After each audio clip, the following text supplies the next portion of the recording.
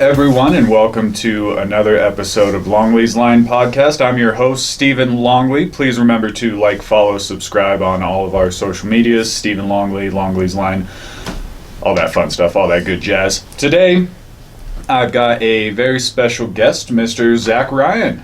Zack, thank you for being here. Thanks for having me. So before we start diving into some things, where can everybody find you? What are your social medias? Right, so if you want to check out my music, Spotify, just under Zack Ryan, Instagram under Zack Ryan, got a YouTube as well under Zack Ryan. So Zack Ryan, yep. Easy to follow it.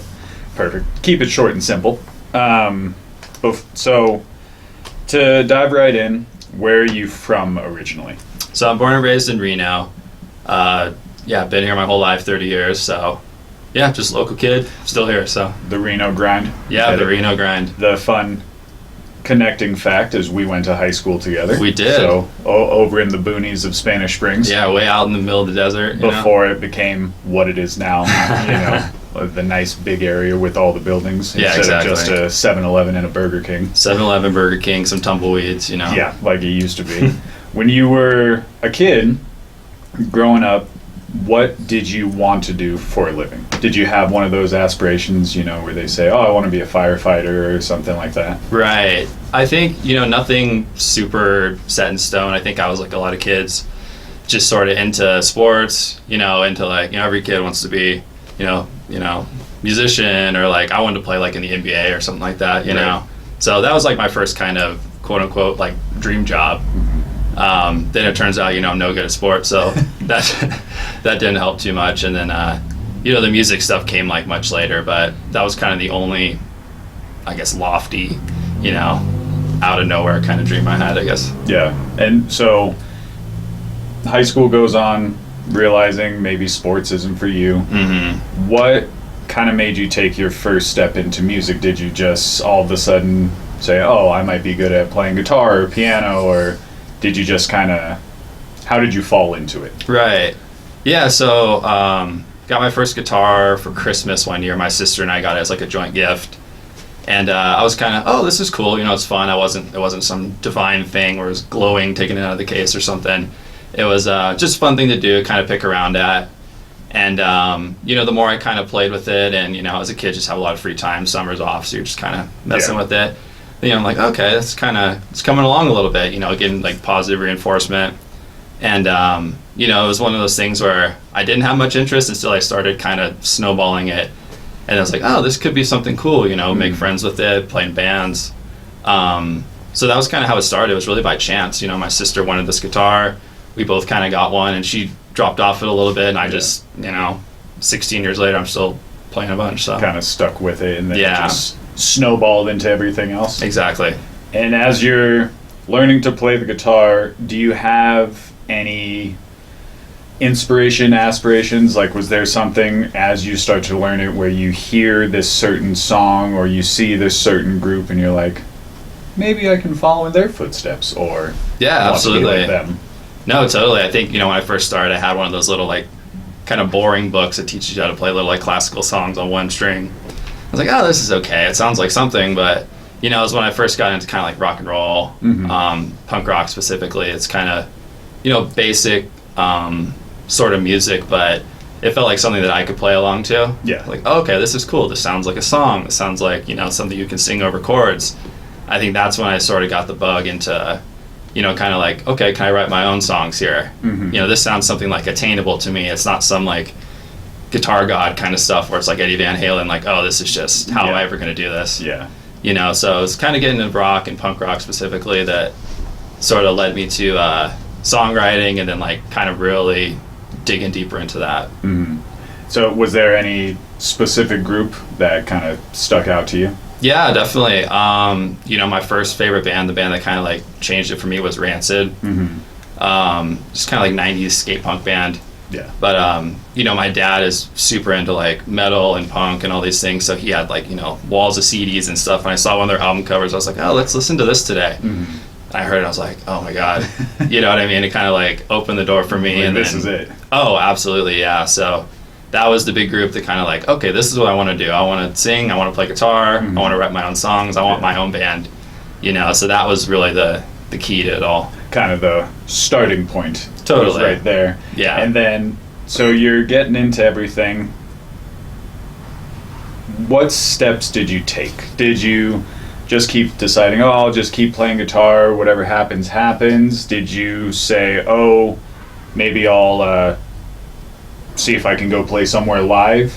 Maybe I'll have these songs ready? What kind of steps did you take next to actually start performing live? Right. Yeah, so at first, I was kind of, where do you begin? I was like, I don't have any songs. Yeah. So the way I first started writing was I would just write a bunch of lyrics and then just kind of like try to match some chords later. So I had just like, notebooks of just like a bunch of words with no music to them. Yeah.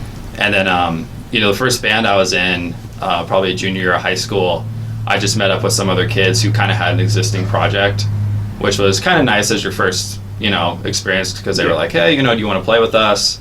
And we have these songs, like, come jam with us, learn our stuff. Yeah. And I was like, okay, cool. So you get to feel how it is to play with, other members, things like that. Mm-hmm. And we did one show, just short-lived, kids stuff, 16, 17 years old.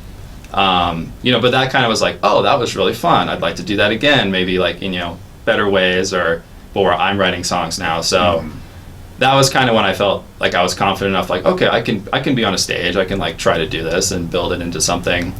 And, at that point I'd like met other kids in high school, and I was like, okay, do you guys want to like maybe get together, get in someone's garage and jam? And that's when it sort of started where, we had, 4 or 5 songs, and then it was like, okay, the first show we did where I was like singing, playing guitar, kind of like what I'm doing to this day, was like the high school like Battle of the Bands. Oh yeah. Mm-hmm. So I was like, okay, this is a big show for us. This is our songs that we wrote, the 3 of us together. And so that's when it really kind of took off, and realized like, oh, you can actually do something with this. Yeah.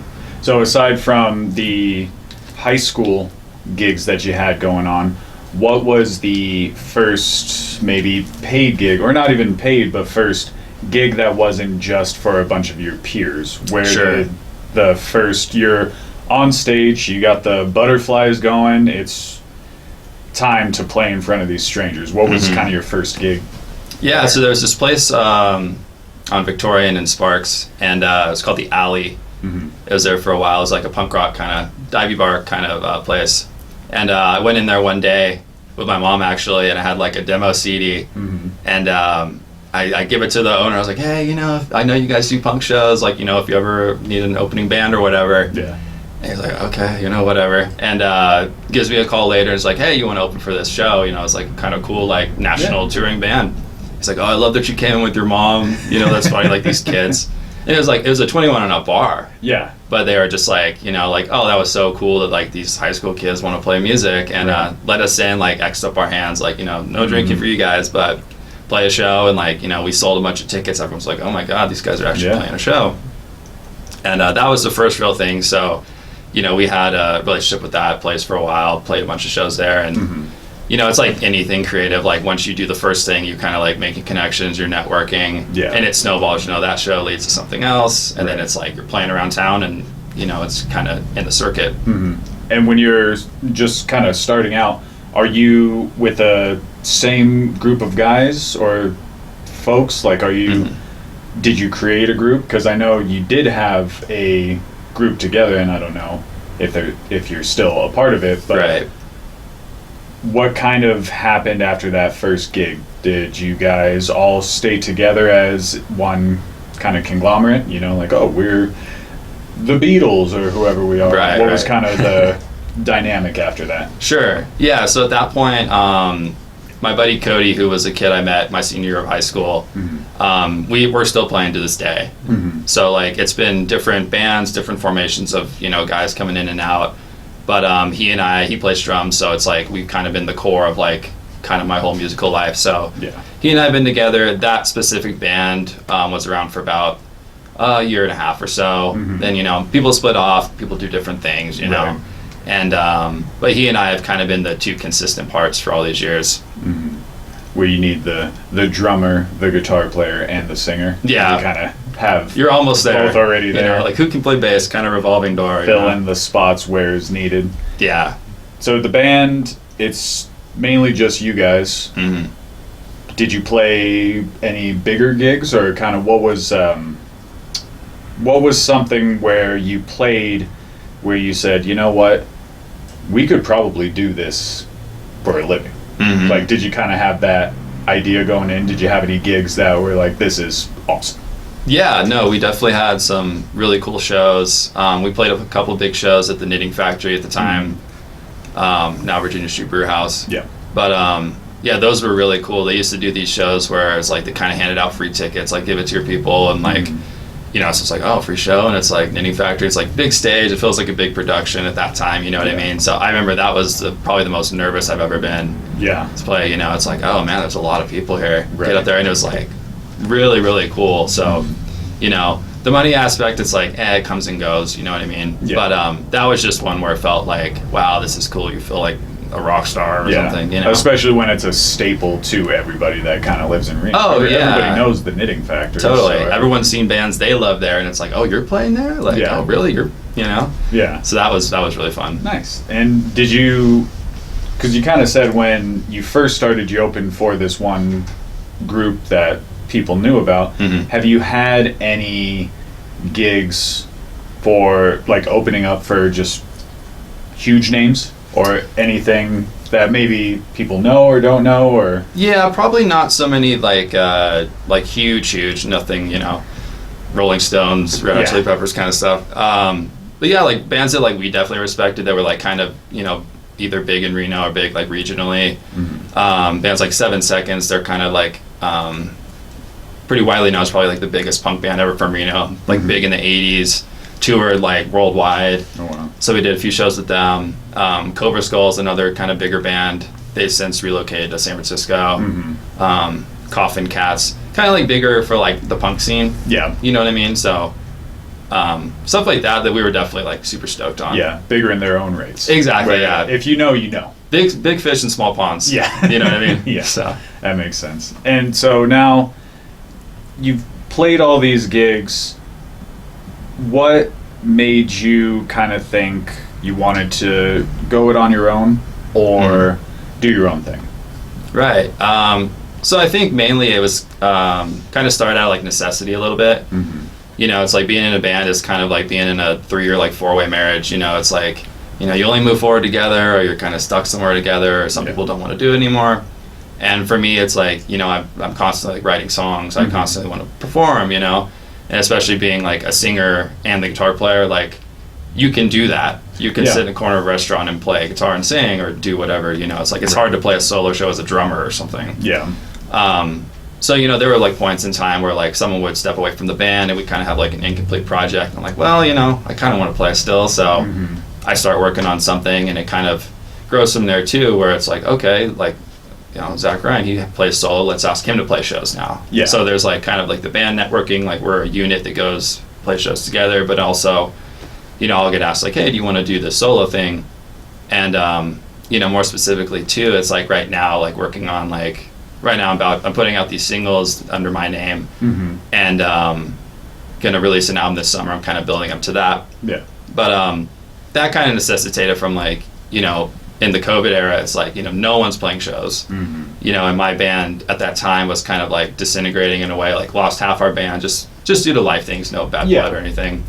And I was like, well, you know, I'm sitting here, I want to write songs, I want to like, you know, do this thing. So I came out of it and I was like, well, I have all this material, not really a band to play it with. So myself and then Cody, you know, my trusty guy, going to the studio, he did drums, I did everything else, play guitar, bass, all the vocals. Oh, wow. Yeah. And so that's kind of where this new project sort of came from. It's just like, yeah, we just didn't really have anyone else around at that point. So Kind of built it out of necessity. totally. Yeah. Yeah, it's like I'm always ready. You got to kind of keep going, you know what I mean? Yeah. Keep those creative juices kind of just going and going and going. Absolutely. And now you've got how many singles out currently? Just the one, or do you So have two. I have two out right now from this current project.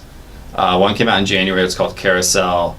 And then one came out a few weeks ago. It's called Swimming Through My Head. And then going to be putting out an album like probably early summer-ish. Early summertime? Yeah. All just available Spotify? Yeah, it'll be the everywhere usual there. suspects. Yeah. Everywhere you can find them. Yeah. So to kind of build on that, you're working on an album. You're starting to keep your creative juices flowing, ready to go. aside from releasing the album in summer, what's next? What kind of do you want to do going forward? Do you have more aspirations like, oh, maybe I want to be a part of a festival, or maybe be a headliner or a reoccurring person at XYZ? Sure, yeah. I think right now, so I do my solo stuff, and I'm also I play in a band called Donkey Jaw, kind of punk rock group. And so right now, like I said, we lost a couple members over the last few years, and we've since replenished them. We got a couple new guys in, so we're working on new stuff as well. So we've got a bunch of shows lined up. We've got a little mini tour lined up for in the summer, and just working on that. Just getting back to like playing live a bunch and like recording, and nothing super like lofty. Just having a great time being out there in the scene again, and seeing old friends, making new friends, and just kind of enjoying it. So yeah, right now I'm excited to release this new music, and just trying to push it as much as I can. And I mean, that's the hardest part, But just working on that. Nothing too crazy. Just want to play around and just really have a lot of fun with it. With some of the other gigs that you played, have you ever traveled anywhere outside of Reno that was really cool that you were like, oh, we're playing in Montana right now or something? Like, did you ever have anything like that? Yeah, totally. We've never done anything too extensive, just sort of like kind of regional tours. Yeah. I had a whole solo tour booked during COVID that had to get canceled, which is a bummer, of course. But yeah, we've played down in Vegas a bunch of times. Cody, our drummer's from Vegas, and then played a few times at a spot down on Fremont Street, kind of crazy street. So that's like always fun to go down there. Some Bay Area stuff. So yeah, just kind of regional stuff, but it's always good to get out, Yeah, keep it fresh. Oh, absolutely, yeah, absolutely. Because once you, if you don't use it, you lose it. So, especially when COVID was going around, everyone's just kind of stopped and they couldn't do it. Yeah, that was the longest that I hadn't played a live show since I was probably 17. Yeah. At that time, so the first show back, you're like, oh my god, I feel like I'm a kid again. Like you're just nervous, all and jittery. Can I still do this? Everything going. Yeah, I get it. And so, when it comes to your songwriting, what would you say kind of your inspirations are, or sort of, how there's a lot of songwriters that stick with they're more of the sad songwriter, or they're the happy-go-lucky songwriter or something. Do you kind of have a lane that you like to stick down when it comes to songwriting, or it's just whatever comes to mind? I typically like to keep it somewhat positive. Even like negative situations, like I like there to be some sort of like kind of light at the end of the tunnel, I guess. Yeah. Lyrically at least. I've kind of leaned into that in recent years, try like, when you're first starting, you write anything and like just kind of try to find your voice, Yeah. You write songs like, oh, I want to try to write like this band and write like this band. You're like, well, what do I sound like? You know what I mean? So I think right now that's kind of where I'm at. A lot of the new songs that I'm putting out are, just kind of about like the isolation and like kind of loneliness of the last few years, but also like, coming out of it, there's something good, and like there can be, positivity coming out of that. Yeah. And so that's kind of what I lean on at this point, But definitely, you want to change it up a little bit so you don't want to write the same song, you don't want to pigeonhole yourself or anything. Totally. And, excuse me, so the other part is with your latest singles coming out. I don't really know how kind of the musical side of everything works, but so are you going to release all of the kind of singles that you have, then put them all into that one album coming out in summer, or are you just going to release a few, kind of give everybody a little taste test, and then release the rest of the album? I'm thinking of just doing a few at this point. It's like the way, people listen to music and release music now feels like a lot different than, before. It's like, okay, you hear one single on the radio. Yeah. Like, oh, cool, I really like that one song, so let me go buy a CD. Right. It's like you don't really have that sort of trust in an audience, it doesn't seem like right now. So it's like, okay, people want to hear something now, they want to hear something again and again and again and again, Everyone needs it now to put it on TikTok or exactly. something. It's like songs aren't even seen so much as songs as much as they're like, oh, that sound. Yeah. This little 8-second clip like kind of hooks you onto an artist. So it's like, and the kind of music I make like is more, I think it's I don't know how would I say it, like sort of like people still want to buy like vinyl. You know, people like rock and roll and like punk rock is still sort of like rooted in like that kind of vinyl. Exactly. Yeah, I keep them around. You know what I mean? Not everyone's just like totally like, oh, TikTok sound. Like, yeah. You know, but you still think of it that way. You want to kind of keep like some sort of momentum building. So I've been trying to do it a little different this time, where, you know, put out a single, try to like, you know, make an acoustic version of that. You know, like try to do these little bits to kind of remind people of it. You know, it takes like the third or fourth time to hear something like, oh, now that's really catchy. Yeah. You know what I mean? Yeah. And so yeah, I want to do maybe like 1 or 2 more singles and then put out the main thing. But yeah, I'm just having fun with it. It's just like hard to, you know, figure out the best like strategy, so to speak. You know? Of course, because especially in the kind of social media world that we live in, you have to find the right sort of path when it comes to, you're going to release this and hopefully it gets heard over here and gets traction from this, and maybe they like, you know. Totally. With the social media aspect of it, it's so hard to gauge how it's going to flow with people. Oh, totally. You know? There's so much like good music coming out all the time that it's like, how do you break through that? Yeah. And now, you know, AI is writing music, so it's like, how do you compete with that? Yeah, you know? the computer can write a better song than me. Like, yeah, it doesn't make any sense. I completely get that. And along with that, so you play, you know, you sing, you play the guitar, sometimes bass if need be. Are there any instruments that you see that you kind of want to play that you haven't maybe mastered yet, or ones that you're like, let me give it a shot?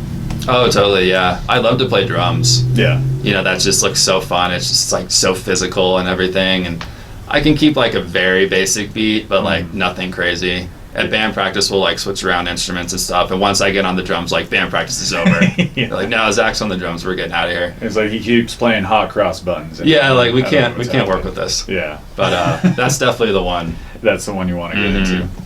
All right. Well, one of the last things here. So, what can you tell me about the album that you're going to release? Do you have a name or anything that you kind of want to disclose for when it's coming out, or anything like that? Sure. Yeah. I haven't announced anything in terms of release dates or anything. I'm still working on that, but it's going to be called Modern Medicine, and that's kind of alluding to like the fact that like, you know, music can be like medicinal. Yeah. In a way, you know, this is kind of what got me through tough times, like these specific songs and just sort of music in general. You know what I mean? So like this is kind of a lot of stuff that means a lot to me. Yeah. Some important songs to me, and yeah, I'm just looking forward to kind of working on with that the rest of the year and riding the wave a little bit. Keep everything going, and hopefully it gets to all of the right ears. Totally. That you want it to. Absolutely. All right. Well, Zach, we're gonna get you out of here. So thank you for coming. Before we do let you go, go ahead and promote your social medias again, anywhere anybody can find you, anything you want people to hear. Cool. Yeah. So for music, check out Spotify under Zack Ryan, Bandcamp, same name. Check me out on Instagram at Zack Ryan, and yeah, that's about it. All right. Perfect. Well, Zach, thank you for being here once again. Thank you guys for listening. Remember to like, follow, subscribe. Go to Light Style Studio for any of your photography needs, and we'll see you guys next week.